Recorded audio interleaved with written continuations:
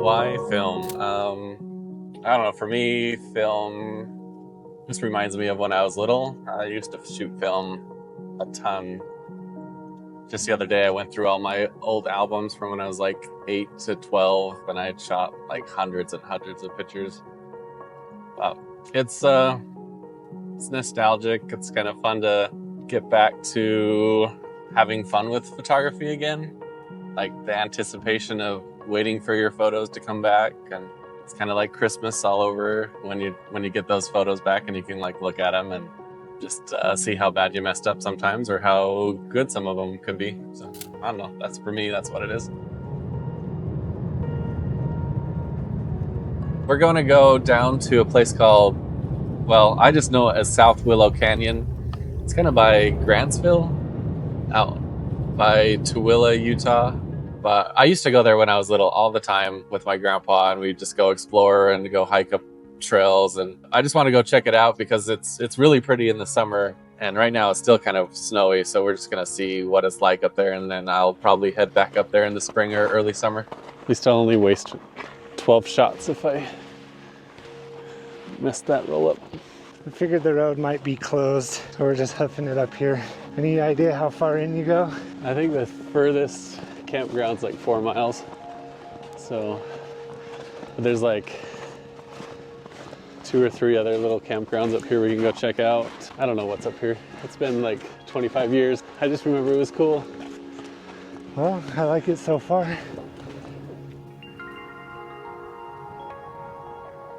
I don't think there's much of a barrier of entry. You just have to find a camera, which you can find super cheap ones on eBay or Goodwill or anywhere, like for like $10 or less, and then buying some film, which the cheapest film out there is some black and white film, probably by Kentmere, and it's like $5 a roll, so it's not crazy.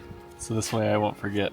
You throw this little paper off the box in here so you know what you're shooting. So some Fujicolor 100 from Japan. And then you have to get it developed, and that's anywhere between $10 and $20 depending on the lab you work with. In all, what I usually look at is I'm usually about 75 cents to $1 a picture. So you just have to figure out if that's worth it or not, but it's still pretty fun. If it's a camera that I know really well, I would say I'm probably about a hit rate of 85% maybe. There's always going to be 15% that are going to be crappy, just either because you just don't like the photo or you just misread the lighting or whatever. I need to get a wider lens on this. If it's a new camera, like I just bought a new camera and I'm trying to get used to it, and I shot 4 rolls and I only get 12 photos for each roll, and I would say 50% are good. Mainly because I didn't know how the light meter worked, and now I do. I read up on it today, so I'm going to try a few little tricks to see if it helps my light readings. So what do you have there? It's my light meter. I was on a road trip in high school like 25 years ago. I don't know how long ago, but we were driving, we got a flat tire, and we stopped in the middle of nowhere. And out in the middle of the road, I found this guy. And these things are not cheap. They're like $200-300. And I went home, put some batteries in it, and it's worked ever since. Nice. Were you into film photography back then? Yeah, but I only had like a little Pentax point and shoot camera, so I really didn't need it because I couldn't change any settings on that camera, but it's been good to have ever since. I think for me, I just want to see where I can take this. I don't like, a lot of it is hobby. I like to just get out. It gives me something to do, like at lunchtime. If I have nothing to do, I can go wander around downtown and just take photos and kind of decompress a little bit. I'd love to see if I can make something out of it. And you always want to try to see if you can supplement your hobby with some other income. But I'm trying to figure out what that is. I don't know what it is yet. For the retro film project, I'm trying a few different things. I have like an Instagram account where I just kind of got in the hobby of posting a photo or 2 a day of what I've been shooting. So it's nothing crazy, but I'm just posting daily there. I just started a website. I'm trying to do a few different things. I'm selling a bunch of my cameras that I have.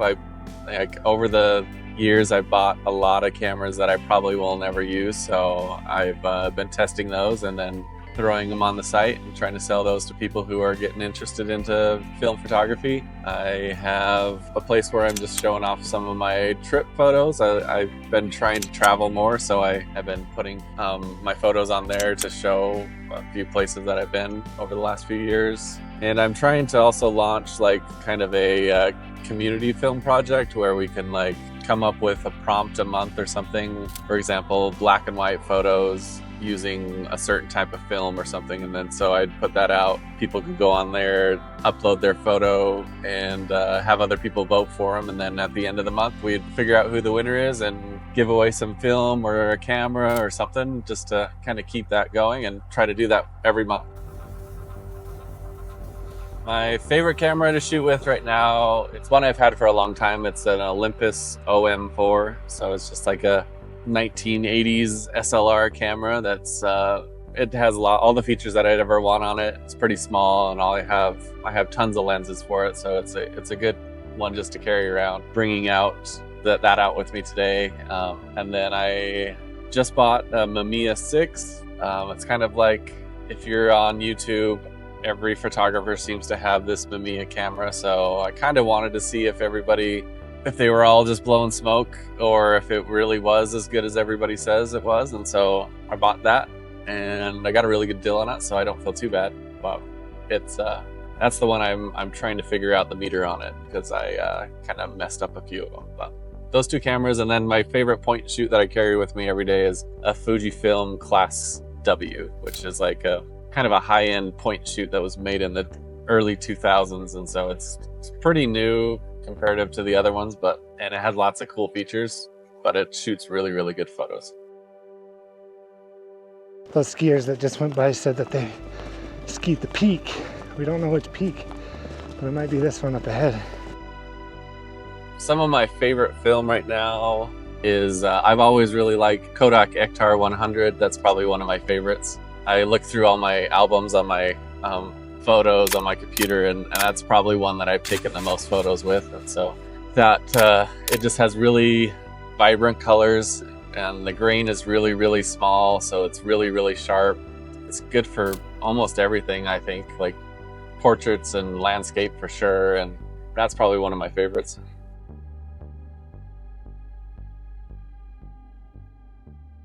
So we're at the South Willow Canyon guard station. I don't know if this is one that you can rent or not, but it's pretty sweet. So some of these you can rent and stay in. I'm not so sure about this one. You can go to recreation.gov and look these up, but it looks like it's livable. They probably close it in the wintertime. And then they also said that there's some old remnants in this area. Maybe this is what they're talking about. It's historical. Tyler's taking a picture of the outhouse. Got more picnic tables. There's something back up in there with a loft in it, like an old barn or something. I think it's cool that a lot of people are getting into it. I do wish I would have bought more things even just 2 years ago.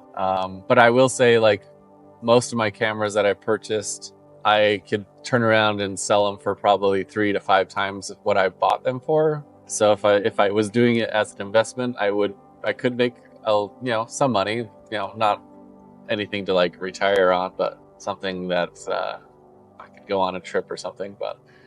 But yeah, right now there's what's happening is all these YouTubers or Instagram people are pushing certain cameras, and then those cameras will skyrocket in price for no reason other than they usually are good cameras, but they don't need to be that high.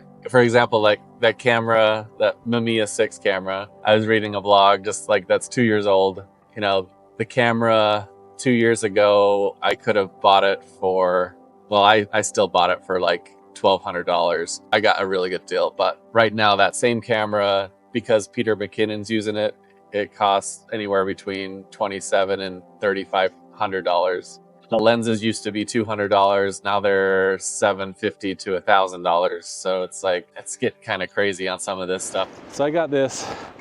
I lowballed somebody online for $1,200. And they took it? And they took it. Nice.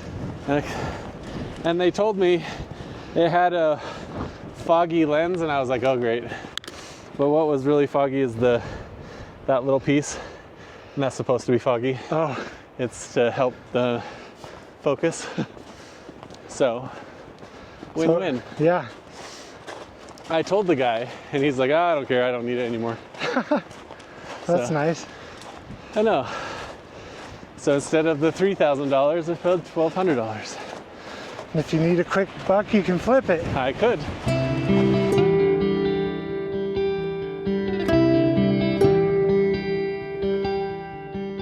I think the main thing that you have to think about with film photography is just, like, you have to think about your shot a little bit more and think about what you want to shoot, and not just, like on a digital camera, you can just take it out, hold the shutter button down for as long as you want, and hopefully you get a good shot. This time, like with film, you kind of have to, you can do that, but you waste a ton of film. But like, you just kind of have to think about it a little bit more. You have to be more intentional with your shot. And then all the fundamentals are pretty much the same. Like, you just have to know how to work with your ISO for your film. You have to know what your shutter speed and your aperture should be. And most modern kind of film cameras can do a lot of that for you, just like digital. But some of the older cameras that I have, you have to have like an external light meter, or you have to be really good at guessing, or you can do something with like the Sunny 16 rule, which that's always worked out really well. So, but yeah, I think it's just a little more intentional.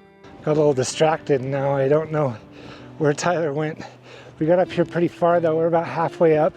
I think this will be our turnaround point. I gotta track down Tyler. He's just off taking pictures.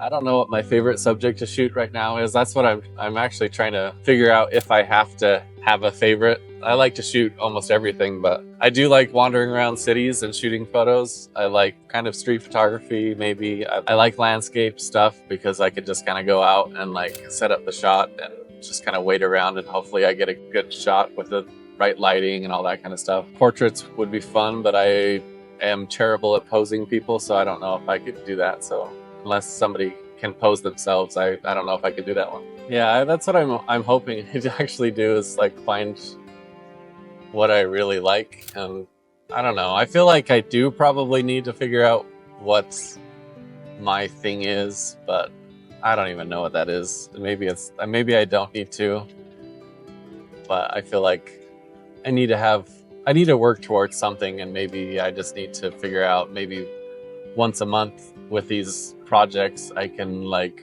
focus on something for a month and see if I really like it or not. I found Tyler Retro Film Project. Thanks for letting me follow you along on this little photo shoot. Yeah, hopefully you liked it. Any last words you want to say? I hope I don't turn into like George Costanza. And do you ever watch that where he gives the old stamps to his girlfriend and she dies?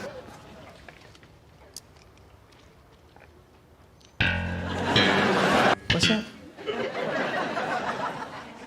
She expired. Oh, because you're licking old Yeah, stuff. it tastes nasty. I'm tasting 40-year-old film in my mouth because I had to lick the thing. So I'm just gonna put some Portra 800 in for the road, and thanks for coming. If you like this video, you know what to do. Go ahead and hit that like button and let me know what you think of this style of video. It was a fun one to shoot. And of course, while you're down there, go ahead and hit that subscribe button. Have a great rest of your day.